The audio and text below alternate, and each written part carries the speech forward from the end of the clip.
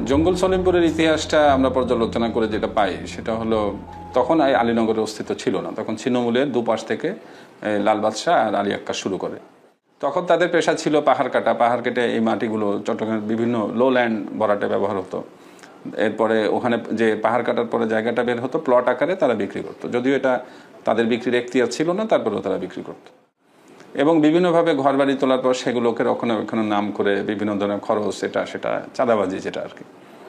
এরপরে লাল বাদশাহ খুব একটা এগোতে পারে নাই, অন্ধ কলোনির ওখানেই একটা অল্প একটু জায়গা নিয়ে সে লিমিটেড হয়ে গেছে, কিন্তু আলী আক্কাস বেশ প্রসারিত করতে পেরেছিল চারিদিকে। তার এক পর্যায়ে তার মৃত্যুর পরে এটা হাল ধরে ডাকাত ইয়াকুব ও লোকমান নামে দুজন ব্যক্তি। পরিক্রমায় লোকমান স্বাভাবিক মৃত্যুবরণ করে এবং লাইমলাইটে চলে আসে মশিউর।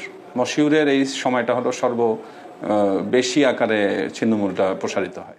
যে এই সময় থেকেই ওর ভেতরে সন্ত্রাস, ওর ভেতরে মাদক, তারপরে বিভিন্ন ধরনের অবৈধ কাজ, আইন বিরোধী কাজগুলো শুরু হয়। মশিউরকে সামনে রেখে সিটি আরিফ, গাজী সাদেক, তারপরে রিপন, কাউসার, গফুর মেম্বার, এরকম অনেকগুলো নাম করা সন্ত্রাসী এই মশিউরকে সামনে রেখে ছিন্নমূলকে প্রসারিত করে এবং সেখানে সন্ত্রাসী কার্যকলাপ চালিয়ে যায়।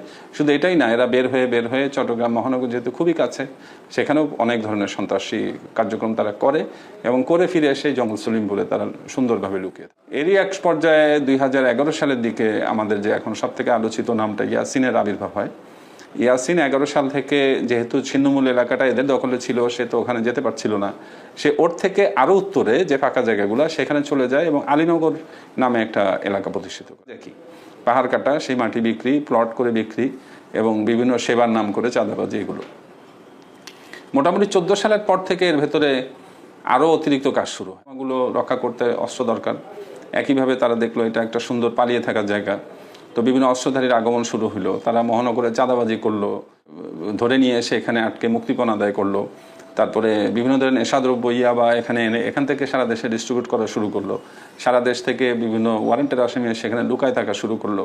এমনকি আমরাও চাকরির সময় বিভিন্ন সময় দেখেছি যে হয়তো একটা আসামিকে আমরা চেস করছি, তার লাস্ট পজিশন ছিন্নমূল আসার পরে, সলিমপুর আসার পরে আর খুঁজে পেতাম না, কারণ ওর ভেতরে তাদের একটা আশ্রয় ছিল। দেশের বিভিন্ন ওয়ারেন্টের আসামি তারা জানতো যে এখানে এসে থাকলে পুলিশ তাদের খুঁজে পাবে না বা এর ভেতর ঢুকতে পারবে না। এবং এই ধরনের সন্ত্রাসীগুলো আবার বিভিন্ন জায়গায় কন্টাকে অস্ত্র সহ যেত এবং সন্ত্রাসী কার্যক্রম করে এখানে ফিরে আসতো। এইভাবে এদের চলতেছিল। শুরুতে যদিও এটা জমি কাটার মধ্যে ছিল, জমির ব্যবসার মধ্যে ছিল, পরবর্তীতে এটা একটা সন্ত্রাসীদের হাবে পরিণত হয়। এরই পরিক্রমায় এক পর্যায়ে এই ছিন্নমূল এলাকায় যেটা হয় আর কি, সন্ত্রাসীদের সিকোয়েন্সে যখন একজন চলে যায় তার হয়তো অনুসারী আরেকজন এসে হাল ধরে। এই পর্যায়ে মশিউর যখন অ্যারেস্ট হয়, মশিউরেরই অনুচর হিসেবে রোকন মেম্বারের নাম শোনা যায় এবং রোকন মেম্বারের মানুষ হিসেবে রায়হানের নামও শোনা যায়। তো এইভাবেই এই জায়গাগুলো সন্ত্রাসীর একটা অভয়ারণ্য তৈরি হয়। সন্ত্রাসী পর্যায়টা কোথায় ছিল যদি এভাবে বলি, যে ওখানে প্রথম একটাই রাস্তা ঢোকার, একটাই বের হয়, ওইটাই। তো 100 মিটারের পরেই ওদের চেকপোস্ট ছিল, বিভিন্ন পাহাড়ে চেকপোস্ট ছিল।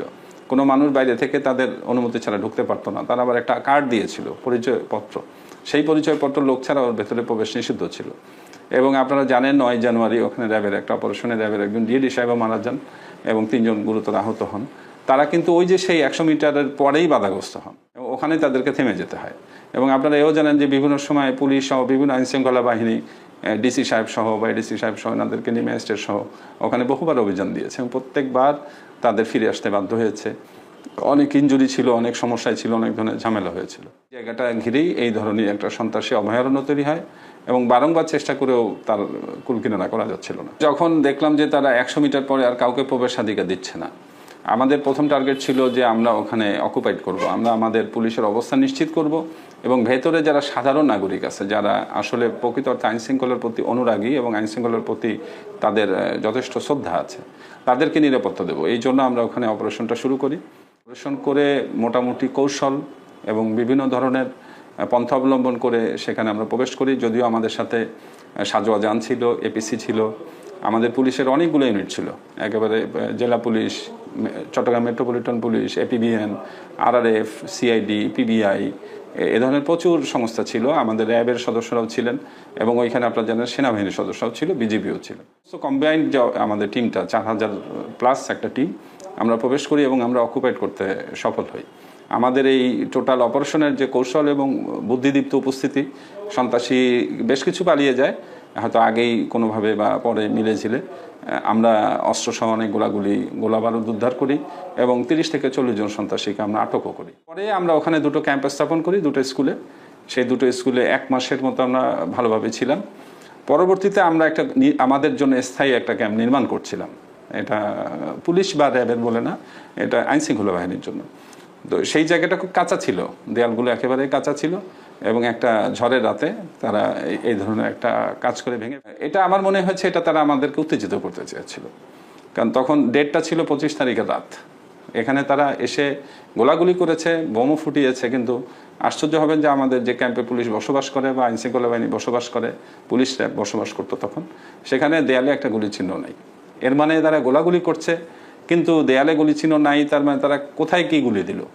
আমরাও বুদ্ধি করে ওভাবেই তাদেরকে পাল্টা গুলি দিয়েছি, কিন্তু চেষ্টা করেছি কোনো ক্যাজুয়ালিটি না হয়, কিন্তু তাদেরকে দূরে রাখতে পারি। পরবর্তীতে আমরা বিভিন্ন গোয়েন্দা তথ্য বিভিন্ন সূত্র থেকে বুঝতে পারি যে তাদের উদ্দেশ্য ছিল আমাদেরকে উত্তেজিত করা, যাতে আমরা তাদের প্রতি অস্ত্র ত্যাগ করি, তাদের আহত নিহত করি।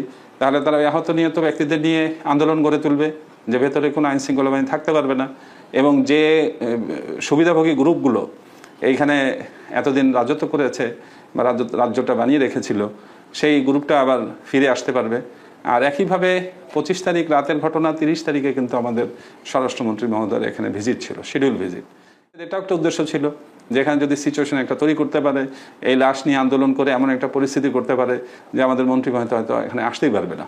আর আসতে না পারলে এই রাস্তাঘাট তৈরির ঘোষণা আসতো না, জেলখানা তৈরির ঘোষণা আসতো না, পুলিশ র্যাব বিজিবির ক্যাম্প করার ঘোষণা আসতো না। তাহলে সুবিধাটা কারা পেত? যেসব সুবিধাভোগীরা এতদিন ওখানে সুবিধা পেয়েছে তারাই পেত।